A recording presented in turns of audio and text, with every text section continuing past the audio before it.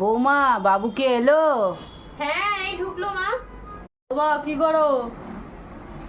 হ্যাঁ রে বাবু, আজকে এত দেরি হলো? মাইনের ডেট না মা, ওই জন্য একটু দেরি হয়ে গেল।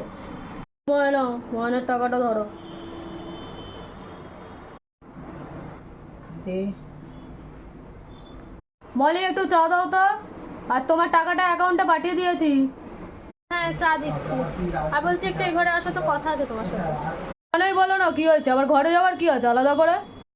যা, কি বলবে দেখ, আর ফ্রেশ হয়ে নে। ঠিক আছে মা, আসছি আমি এবার দিয়ে।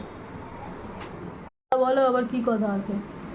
কখনো আমার জামা কাপড়ের দিকে তাকিয়েছো? কবে থেকে ভাবছি একটা ঘরে পরা শাড়ি কিনবো, সেটা তো কিনতে পারছি না। তোমাকে তো 2000 টাকা হাত খরচা দিই, কিনে নাও তার থেকে। 2000 টাকায় কি হয় বলো তো? আমার কি কোনো খরচা নেই?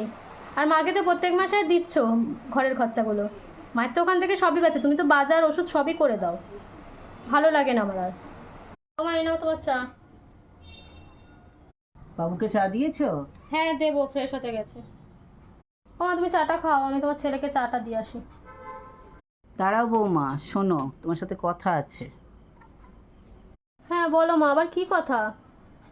না, বলছিলাম কি বৌমা, এই মাস থেকে তুমি সংসারটা চালাও।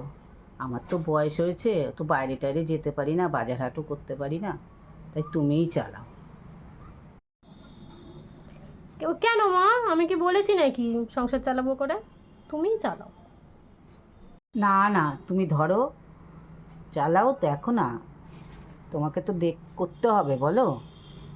তাও তাহলে, আর বলো কি কি খরচা করো, লিখে নিই একবার।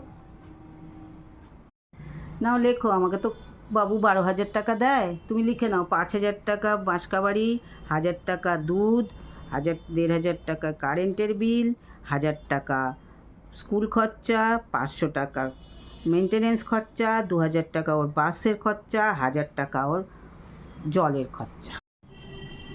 বাবা, হিসাব করে তো দেখছি মাসের শেষে কিছুই থাকে না, 2000 টাকাটাও পাবো না। না মা, তুমিই চালাও, আমি এত বুঝে শুনে চালাতে পারবো না গো। হ্যাঁ, মা তো তাহলে ঠিকই বলেছে। এ মাস থেকে তুমি সংসার চালাও, আর মাকে নয় তোমার 2000 টাকাটা আমি দিয়ে দেবো, হয়ে গেল।